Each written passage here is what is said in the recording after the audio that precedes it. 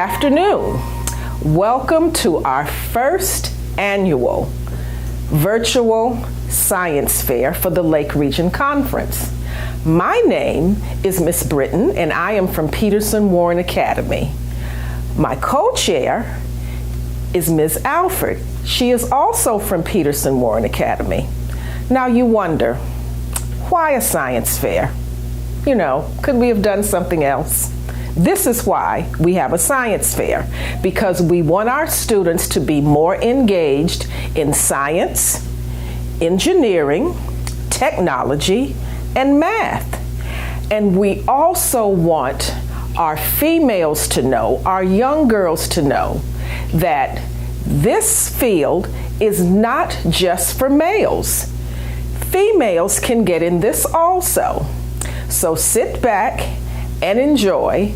The schools that you will be hearing from will be Fairhaven, South Suburban, Chicago SDA Academy, Capital City, and Peterson Warren Academy. So here we go.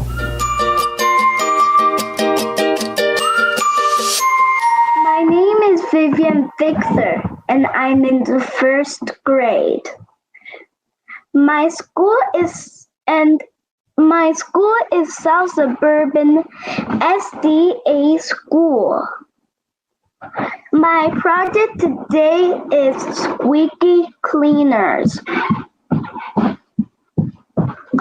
Problem or question? How do we make cost-effective disinfecting wipes using bleach?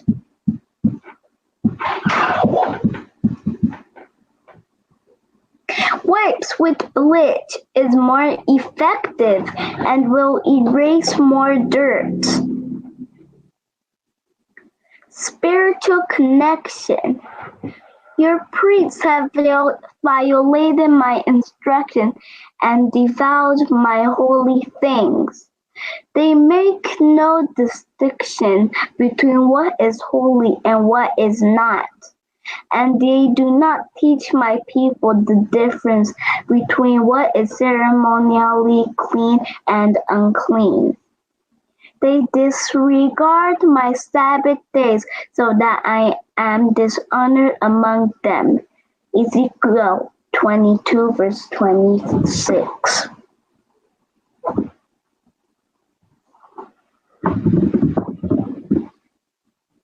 Materials. Roll of paper towels, 1 cup of water, 1 cup of bleach, and 1 cup of Dawn dish soap.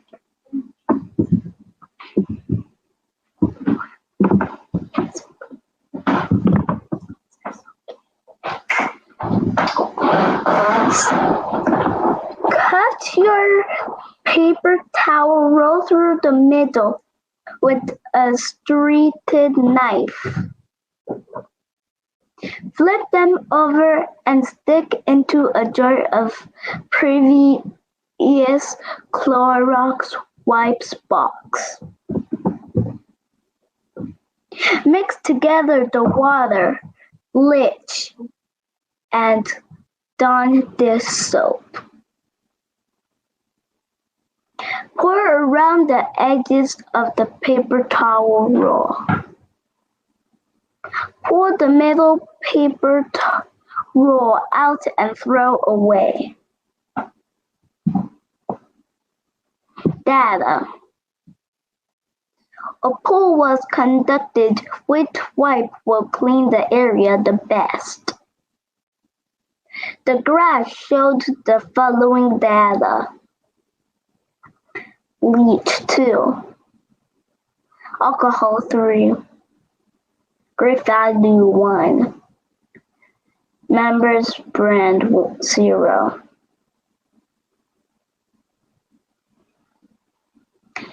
Data. Visvian's bleach wipes. Members mark. Members mark disinfecting wipes. Great value. Victoria's alcohol wipes. Conclusion. After the experiment was observed that wipes with bleach had bubbles on the surface and they did not erase more dirt compared to the alcohol disinfecting wipes. Thank you.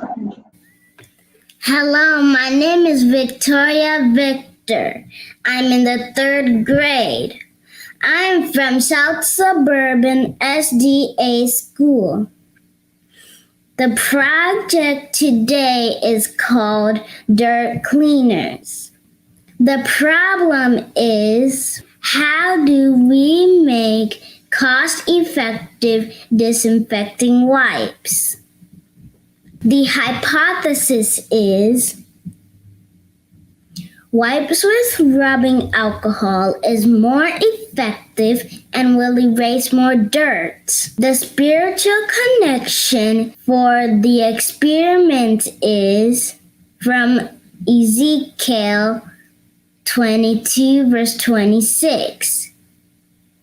Your priests have violated my instructions and defiled my holy things. They make no distinction between what is holy and what is not.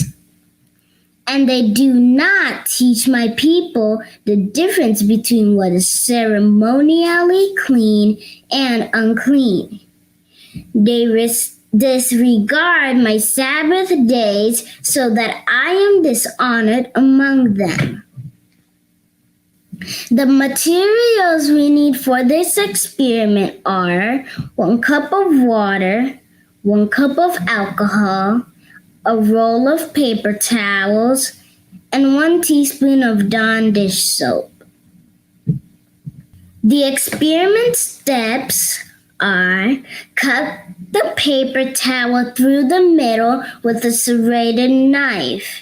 Flip them over and stick into a jar or previous Lysol box. Mix together the water, rubbing alcohol, and Dawn dish soap. Pour around the edges of the paper towel roll. And lastly, pull the middle paper towel out and throw away. Data.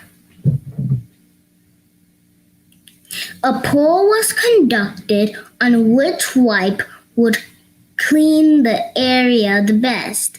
The graph showed the following data: bleach 2, alcohol 3, great value 1, members brand 0. This is the data for the experiment. Victoria's alcohol wipes, Vivian's bleach wipes, great value wipes, members mark disinfecting wipes. Conclusion. After the experiment, it was observed that wipes with alcohol are more effective and will erase more dirt. Conclusion. After the experiment, it was observed that wipes with alcohol was more effective and erased more dirt compared to the bleach disinfecting wipes. What I enjoyed about the experiment was that even though I wasn't able to do the experiment at school, I was able to do it with my family, and it was a great experiment to learn about something from it. Hi, my name is Danielle Zecharias. I'm in 3rd grade and I go to South Suburban SDA School. Today I'm going to be showing you my science project. I did candy bars out of cereal and I made them out of cornflakes. This is a problem question. How can I recreate cornflakes into candy for the perfect texture? By following the directions correctly and using the right ingredients. This is my hypothesis. I think the candy bar will taste very sweet. I believe that the candy bar will be soft but crunchy. These are the materials I used to make the candy bar. 1 cup of granulated sugar, 1 cup of light corn syrup, 1 cup of creamy peanut butter, 1 teaspoon of vanilla extract, 6 cups of corn flakes. This is my spiritual connection. It's a memory verse related to what my science experiment is. How sweet are your words to my taste, sweeter than honey to my mouth. Psalms 119, 103. Experiment/procedure. In a large saucepan, combine the sugar, corn syrup, and peanut butter. Cook over medium-high heat until center starts to boil. Make sure to stir constantly so the sugar does not burn. As soon as the mixture comes to a boil, remove from heat and stir in the vanilla extract and corn flakes. Mix until corn flakes are evenly coated in sugar mixture. Use an ice cream scoop to scoop cookies onto parchment or wax paper as quickly as possible before mixture starts to cool and harden. Let cool on wax paper for 20 to 30 minutes before enjoying. This is the data showing the pictures of the steps I made. This is a conclusion. My hypothesis was that my candy bar was going to be sweet, soft, and but crunchy. My results support my hypothesis. I think my experiment was fun. I enjoyed doing it. I did not have any problems. Everything came out and supported my hypothesis. The first lady that we are going to showcase is Dr. May Carol Jemison. Dr. May Carol Jemison is an American engineer, physician, and former NASA astronaut. She became the first Black woman to travel into space when she served as a mission specialist aboard the Space Shuttle Endeavour. She is also a trained medical doctor, served as a medical officer in the Peace Corps, and currently runs BioSentiment Corp., a medical technology company. She retired in March of 1993. She was born in Decatur, Alabama. Her education is Cornell Medical College in 1981, engineering in 1977, Morgan Park High School in 1973. Her awards are the Elizabeth Blackwell Medal. Our next lady that we're going to showcase is Dr. Shirley Ann Jackson. Dr. Shirley Ann Jackson is an American physicist and the 18th president of Rensselaer Polytechnic Institute. She is the first African American woman to have earned a doctorate at the Massachusetts Institute of Technology. Dr. Jackson conducted breakthrough scientific research which laid the groundwork for the invention of the portable fax, touch-tone telephone, solar cells, fiber optic cables, and the technology behind caller ID and call waiting. Dr. Jackson was born in Washington, D.C. Her education is at the Massachusetts Institute of Technology. Her awards include the National Medal of Science for Physical Science.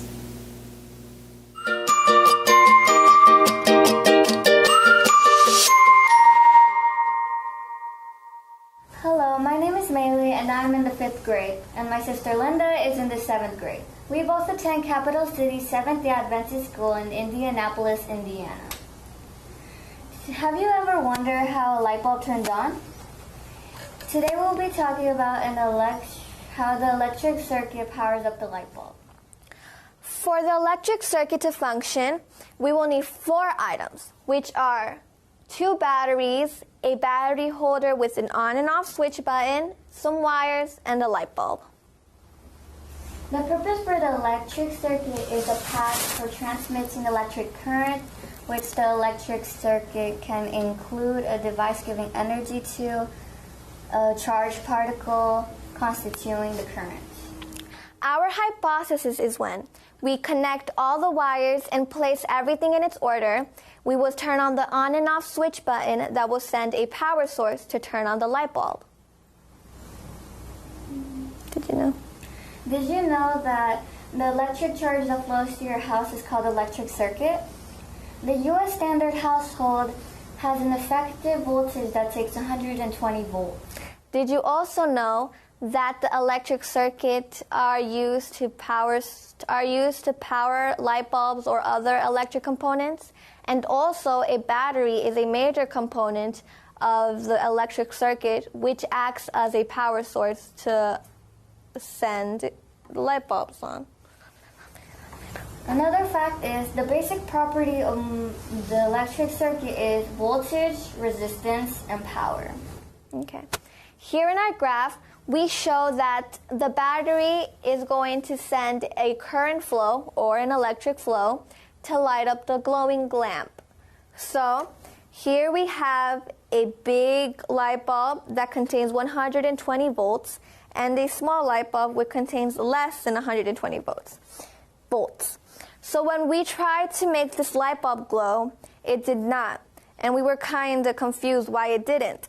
So we tried to find ways, but then we figured out that the light bulb had too much volts that didn't make the batteries to make it glow because it took more power. But when we tried with a smaller light bulb, it actually turned on. So here I have a battery that has a negative side and a positive side. So here, the light bulb is already connected. We will grab this negative side and place it here, and the positive side with the positive. Now, as you can see, the light bulb did turn on, but it's a little dim, so it won't be that bright. But if you connect more power source, can you help me please? It will make the light bulb brighter. So with more power source, we will have brighter light, but with less power source, not that much light. So here we have some batteries, a battery holder with an on and off switch button, and some wires. So we will connect both negative and positive together. So we connect negative and positive. See how it's already turning on? Well, you can see it. Well, you can see it. Okay. So here, when you connect both positive and negative, it will turn on brighter because it has more force in it. Okay, results. The spiritual objective is inspired through Luke 17, verse 24, and it says, "For the Son of Man in his day will be like lightning which flashes and lights up the sky from one end to another." So what I said in our hypothesis is when we connect, as I said, the wires and every single thing placed in order, we will have our conclusion, which means, that each power source this battery will send a power source or an electric current to light up this light bulb. So to conclude this, if we have the right equipment we will connect them together, turn on the on and off switch button that will send a current strong, that will send the light bulb, or that will turn on the light bulb.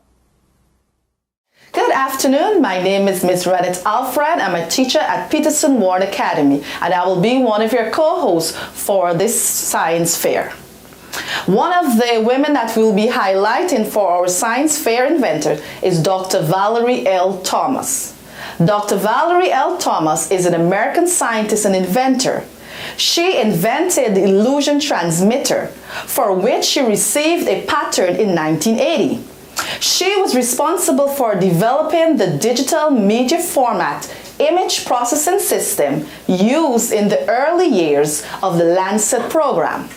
Dr. Thomas was born in Maryland, and she was educated at the Morgan State University. Another black scientist that we'll be highlighting is Dr. Ezemiah Corbin. Dr. Ezemiah Corbin is an American microbiologist and viral immunologist at the Vaccine Research Center at the National Institute of Allergy and Infectious Disease, the National Institute of Health based in Maryland. She is currently the scientist lead of the VRC coronavirus team, with research effort aimed at propelling novel coronavirus vaccine, including the COVID-19 vaccine. Dr. Corbin has been central to the development of the Moderna mRNA vaccine and the Eli Lilly therapeutic monoclonal antibody that was first entered clinical trial in the USA.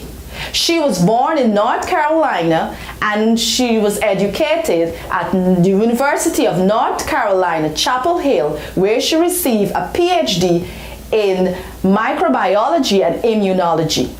One of her many awards that she has received is the NAACP Key of Life Award.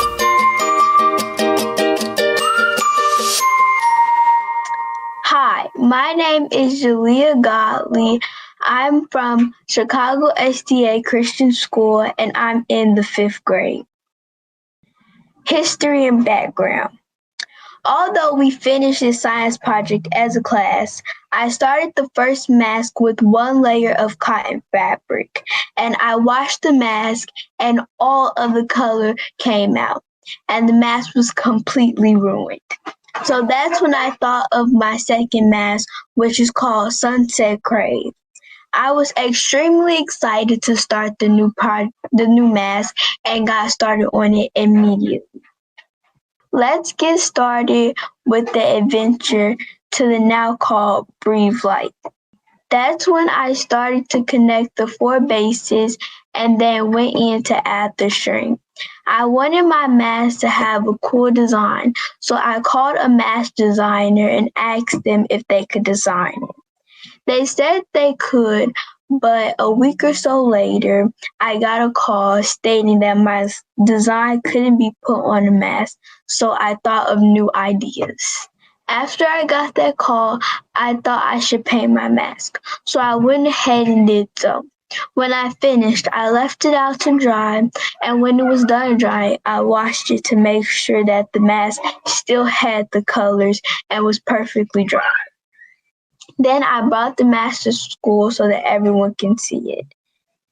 Jesse, one of my classmates, also made a 3D model that I will show you in a second. Question and problem. Multiple masks or one mask with multiple layers. Abstract. In response to the critical shortage of medical masks resulting from the COVID-19 pandemic, large portions cloth masks using locally sourced masks as a means of protecting the virus is not well known. Scientists, doctors, nurses, and even civilians want to know which one is better to wear in the best handling for COVID-19. Introduction. The effectiveness of cloth masks to protect wearers from airborne particles when studied previously have shown to be a function of both materials and fit, anticipating the needs. Purpose. The purpose of this work was to develop a standardized method to compare the efficiency of sewn fabric face mask to standard surgical mask in terms of data and counts of particles. Hypothesis. We hypothesize that Breathe Light, our homemade mask, will be better for breathing and also to help stop the spread of COVID-19. We hypothesized that the mask would be affordable in cost. However, cloth masks can carry a lot of bacteria if not washed when they're supposed to be. We hypothesized that surgical masks carry a lot more bacteria in one day than a cloth mask in 1 week. Research. Many people say it is obvious that multiple layers Breathe Light will win since there are more layers, which will in turn block more desires than just wearing one mask. Measurements.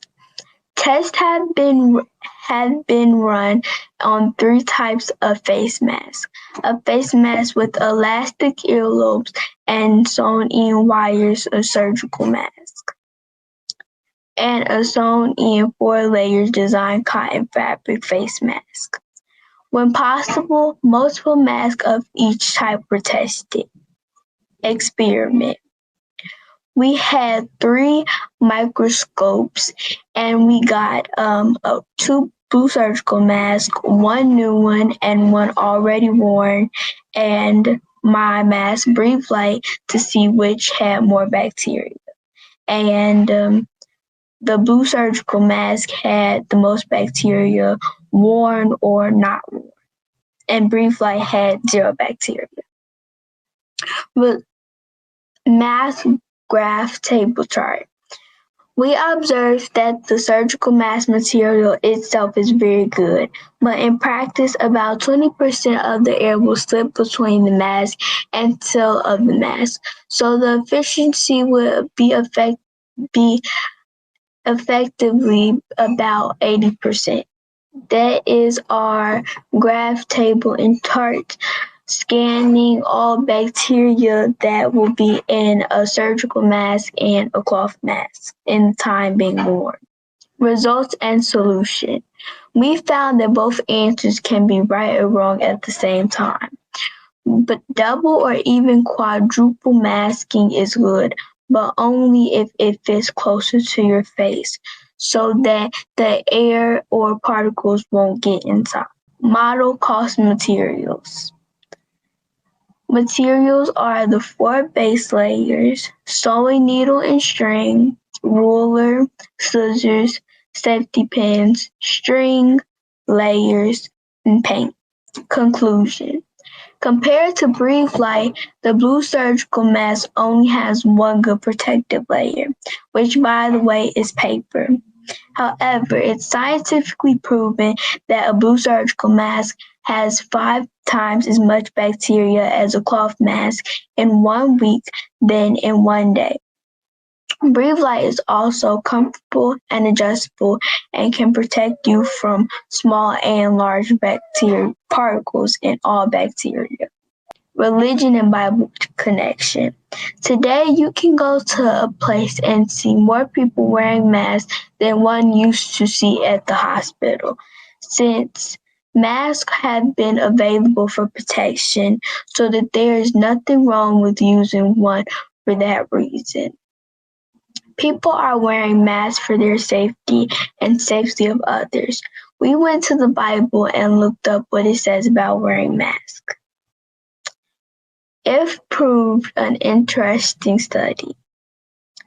We found Genesis 24 verse 65, Exodus 34 verse 33, Isaiah 6 verse 2, and 1 Corinthians 3 verse 15, stating why it is good to wear face masks. We are not against wearing masks, but there are some things in the Bible that tell us to put a mask on. We should not put masks on the scriptures. Spread the Bible far and wide and never shelter it in. The truth where no one can hear, we should never put a mask on our salvation. Hiding salvation is worse than hiding the cure of COVID-19. The devil hides salvation because he is evil, but a believer should share salvation. In a world using masks to extend and save their physical life, do not mask salvation that can save their spiritual life. Our Christianity must spiritually unmask even if we mask our natural body. God left us here to shine, and if we do not, who will? Another one of our female scientists that we'll be highlighting is Dr. Hattie Nicole Green. Dr. Hattie Nicole Green is an American medical physicist known for the development of the method using laser-activated nanoparticles as a potential cancer treatment. She was born in Missouri. She was educated at the University of Alabama and Alabama A&M University. One of her many awards is Key to the City at the Historic Icon Award from Alabama. She's also known for cancer, precision medicine, immunotherapy, and nanotechnology. Another female scientist is Dr. Mary Stiles Harris. Dr. Mary Stiles Harris is an American biologist and genetist, president of Harris and Associate in Atlanta, owner of the Biotechnical Communication, which produced the award-winning television documentary To My Sister, A Gift for Life.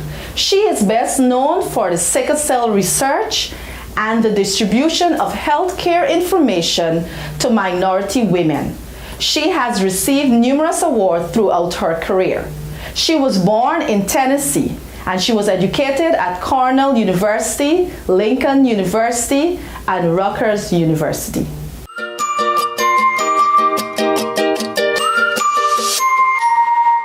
Hi, I'm Dwight Duncombe. I am in third grade in PWA, Peterson Warren Academy.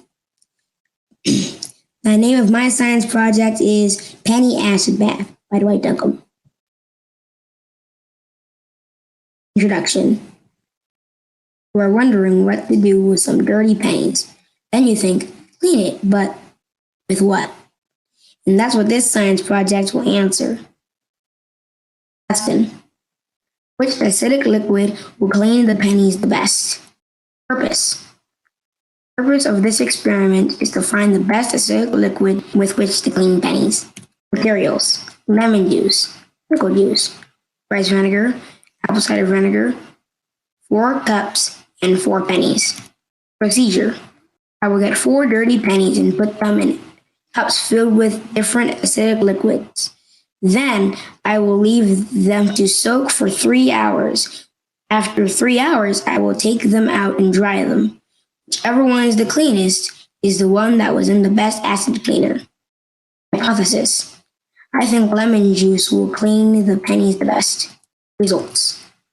Rice vinegar before, after. Pickle juice before, after. Apple cider vinegar before, after. Lemon juice before, after. Conclusion. My hypothesis was correct. Lemon juice was the winner. So next time you want to give your pennies an acid bath, you know what to do. Scripture text. Have mercy on me, O God, according to your steadfast love, according to your abundant mercy, blot out my transgressions. Wash me thoroughly from my iniquity and cleanse me from my sin.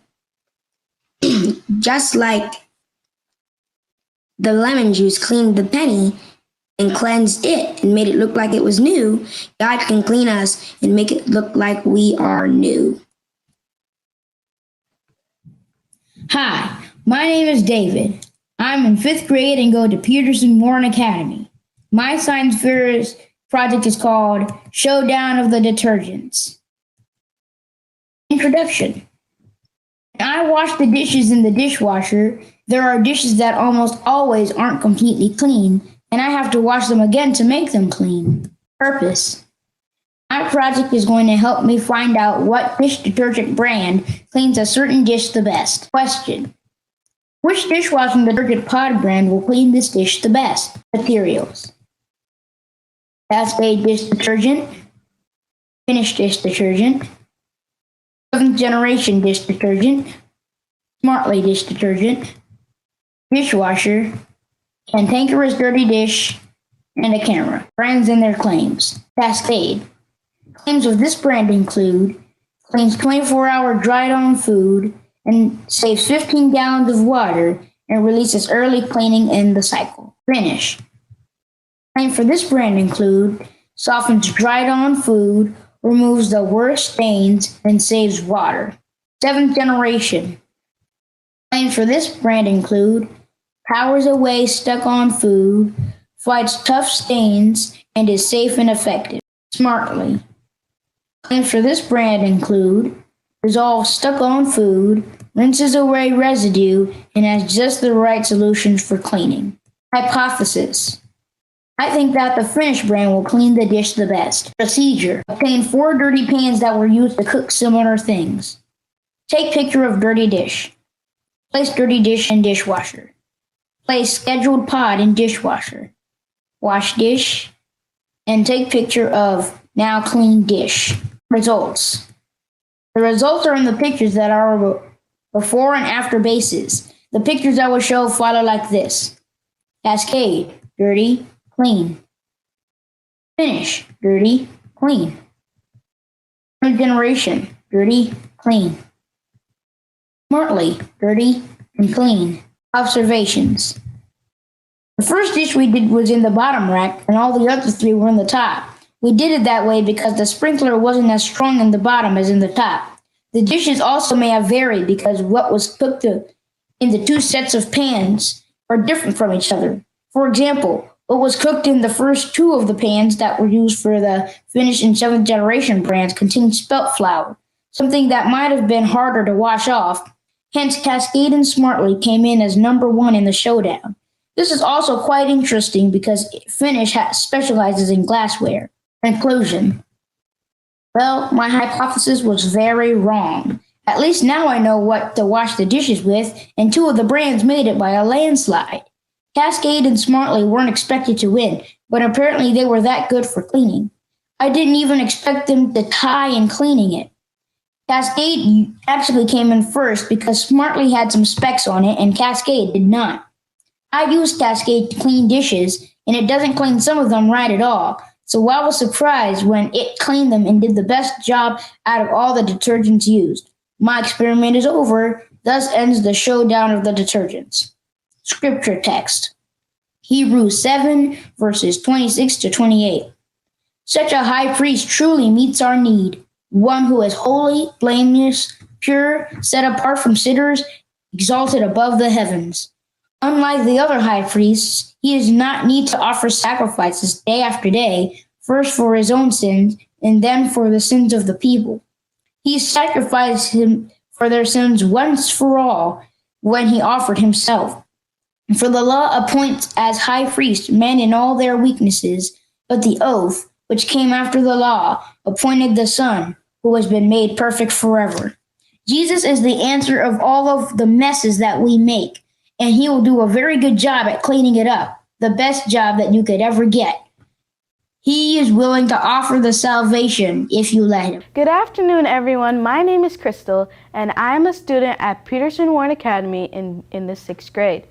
And my science fair project for today is, can water stop a balloon from popping? Okay, so my purpose for this science fair experiment is to see that if you put water inside a balloon and then put it over a flame, will it pop or not? My hypothesis for this science fair experiment is that I think that the water won't really do anything. It won't really help it to not pop or anything. And the materials used for this science fair experiment is candles, a candle, balloons, water, and a stopwatch to measure how long it took the balloon to pop, and a book to record our results. The procedure. The procedure for this science fair experiment is that gather all the materials that you need for the experiment, and also make sure that there's an adult with you so they could light the fire because we'll be using fire. And also make sure that the environment where the fire is in is good for the fire because we don't want nothing to go up in flames. Okay. So first what you would do, you would take a balloon, fill it with water, and then you would blow it up.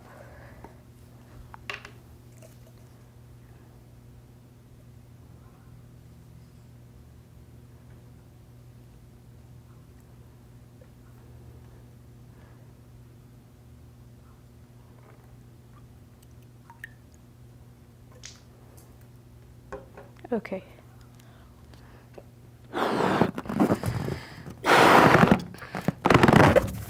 I'm gonna add a little bit more because this looks too little. So I'm gonna try and add a little bit more.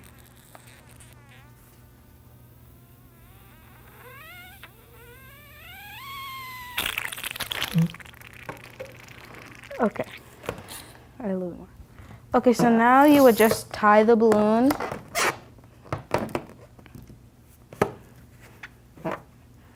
Make sure that the knot is nice and sturdy because we don't want it to unknot itself while we're doing the experiment. Okay, so now we would take the balloon and put it over the fire for 10 to 15 seconds. Okay, so I'll do 10 seconds and I'll do it in my head. Ready? Go. 1, 2, 3,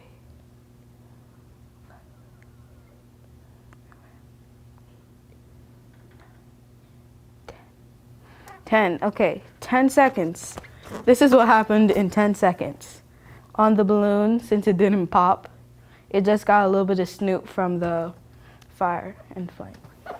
Okay, so the results of this science fair experiment is that the balloon filled with water placed over the lighting handle for 10 to 15 seconds did not pop, but it did get a little bit of snoot right there. And the conclusion for this science fair experiment is that the water didn't pop it or anything when it was placed over the lighted candle, and my hypothesis was proven to be wrong. According to Steve Spangler, Science.com, water is a great substance for soaking up heat. The thin latex balloon allows the heat to pass through very quickly and warms up the water. As the water closest to the flame warms up, it begins to rise and cooler water replaces it at the bottom of the balloon. This cooler water then soaks up more heat and the process repeats itself. In fact, the exchange of water keeps the balloon to not pop. And the snoot on the bottom of the balloon right here is actually carbon, if you can see it. It's actually carbon. The carbon was deposited on the balloon by the flame, and the balloon itself remains undamaged, as we could see here. I connected my science fair project to the Bible text from Proverbs 17:14. The beginning of strife is like letting out water, so abandon the quarrel before it breaks out. So why I did this together, because I used the water to stop the balloon from popping. So does God want you to think before you act and say things, because once it is said or done, act like the water in the balloon and do not let the fire of the quarrel get out. Instead, just say sorry and try and prevent the quarrel before it spills out like the water. Hello, my name is Dwayne Duncombe, and I'm in 6th grade and going to Peterson Warren Academy. The title of my science fair project is The Sleepy Tea Bag by Dwayne Duncombe, A. Duncombe II. Introduction. Are you tired of tossing and turning in bed? Are you tired of having bags under your eyes when you wake up? Find the best tea that can help you fall asleep and stay asleep.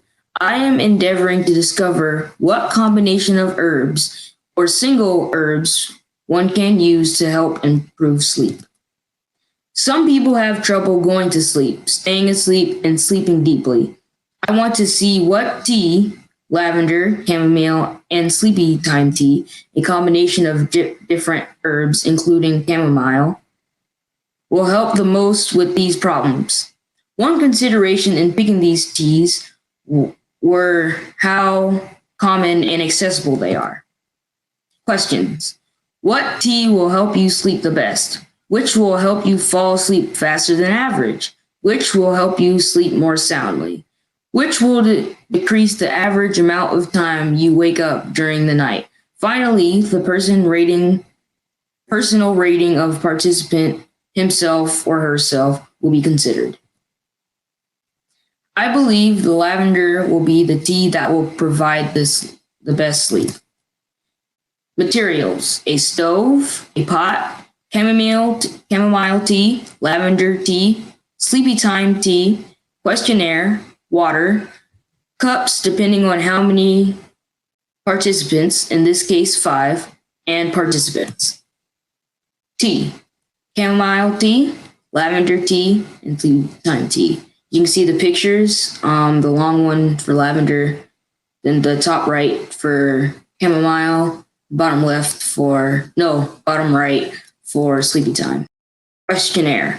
The questionnaire is a multiple question survey used to decipher which teas was the best. How long does it usually take you to fall asleep? How long did it take to fall asleep after drinking the tea? How many hours do you sleep on average? How many hours did you sleep after drinking the tea? How long does it take you to fall asleep on average? How long did it take to fall asleep after drinking the tea? How about how many times do you wake up during the night? Did you wake up during the night after drinking the tea? How close to you going to sleep did you drink your tea? On a scale from 1 to 10, 1 being the worst, how well did you sleep when drinking lavender, chamomile, lemon balm tea compared to your average sleep? Describe your sleep after drinking the tea. Procedure. Before going to sleep, put water into your pot. Use hot water in order for the water to boil faster. Set the pot on the stove and drop tea bags in pot of water and start to boil. Wait for 5 to 10 minutes after boiling. Let it cool, then drink. After that, go to bed and sleep. The following day, ask participants to take survey and study the results. Do this same process over again for 2 more nights. Use a different one of the teas each night. After doing this process for the number of nights, study the results of the survey and decipher the answer.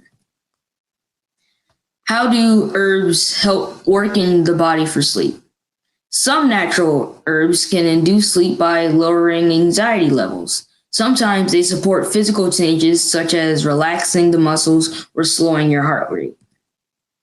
According to the surveys and ratings that the participants provided, chamomile tea is the best tea for sleep. Chamomile helped most of the participants to fall asleep faster than their average time. Their sleep was sound, and unlike with the lavender, most did not have vivid dreams. For most, the tea did not increase the hours of sleep by much, and the average amount of times waking up during the night was decreased by about half. Scripture text. Psalm 4, verse 8. In peace I will both lie down and sleep, for you alone, O Lord, make me to dwell in safety. This shows how you can sleep in God with peace, relating to my science fair project. Good afternoon. My name is Joy, and I am a student at Peterson Warren Academy, and I'm in the 11th grade. This is my science fair project, Fix a Leak. When you turn on your kitchen faucet, what happens? Clean and clear water comes out. But does the same thing happen when there is an abundance of snow outside and it is below 20 degrees Fahrenheit? Under no circumstances will water come out. This is what happened in Texas. A month ago, Texas had a dreadful snowstorm that froze many water pipes. The state of Texas was left with no electricity, no water, and burst pipes. As the temperature began to increase, the pipes began to thaw, causing the water to come out at a full pressure and water bursting through walls, ceilings, and attics. Plumbers were being called left and right, the fire department was called, and everyone was in a panic. This is a problem that needs an immediate solution because families were left without water, electricity, food, and even some people did not have a place to stay. What are water pipes? A water pipe is a pipe that is designed to transport treated drinking water to consumers.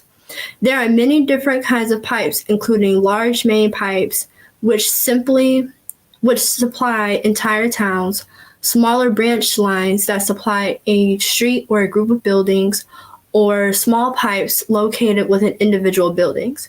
The materials that are commonly used to construct water pipes are the following: cast iron, plastic, copper, steel, or concrete. Pipes cannot be made out of certain materials such as lithium is dangerous, aluminum. Pipes cannot be made out of aluminum because it serves as a health risk. Titanium is considered the most biocompatible metal but cannot be available in large amounts. Why do pipes burst? Although pipes are designed to hold water, this is not always the case. Pipes begin to freeze when the outside temperature is at least 20 degrees Fahrenheit. Typically, cold temperatures cause things to contract, but the ice has more volume than water, so when pipes freeze, it expands and increases pressure inside the pipe. After a pipe has frozen and begins to thaw, the pressure caused by the water that begins to rush through the pipe, causing a pipe to burst through the walls, ceilings, attics, crawl spaces, and basements. Is there a solution? I have designed an extendable pipe design that will be able to withstand the frozen temperatures.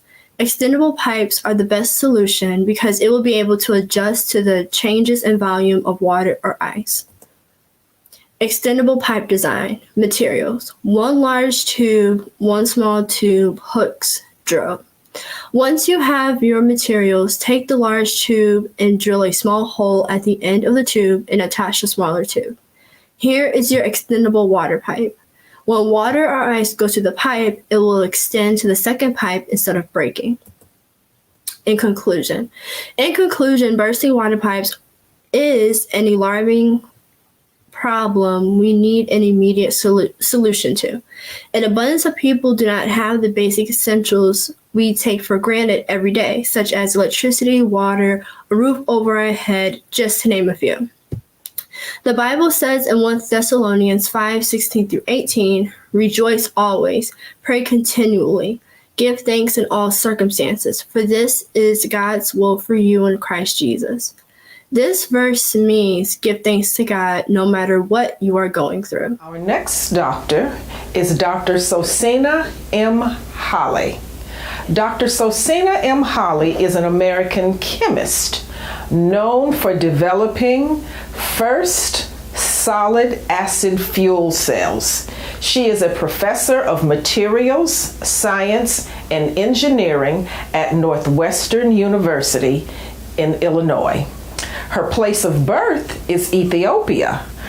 Her nationality is American, and her fields are engineering, energy, and materials. Her education is also at the Massachusetts Institute of Technology, the University of California in Berkeley.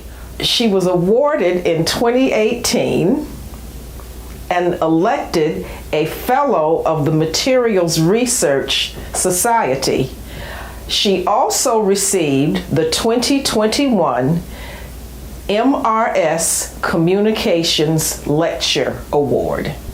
Our next doctor is Dr. Mojia Cooper. Dr. Mojia Cooper is an American astronomer and the lead of planetary protection for the Mars 2020 mission, and is also involved in the InSight mission. Her fields are astronomy and mechanical engineering. Her awards include NASA Early Career Public Achievement Medal. The institutions where she received her education is NASA's Jet Propulsion Laboratory. Our last lady. Now, I do have to admit, this lady is dear to me. She is close to my heart. Ella B. Scott Reavers. She is a Seventh-day Adventist, and she is a member of the City Temple Seventh-day Adventist Church in Detroit, Michigan. In 1980, she received her Bachelor of Mechanical Engineering with a manufacturing option from Kettering University. She also earned her Master's in Engineering Management from the University of Detroit, the School of Engineering.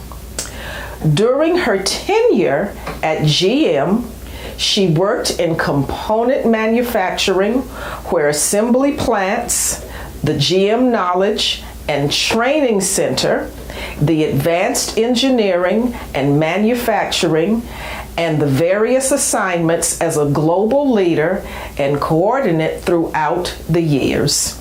She volunteered to assist with STEM initiatives and projects for numerous community and engineering organizations. She retired in 2008 as an engineering technical manager at General Motors. She is most grateful to God, and she is most grateful to her God-fearing parents who kept her in church and helped her realize that we can do all things through Christ who strengthens us, even a challenging pursuit in the field of engineering.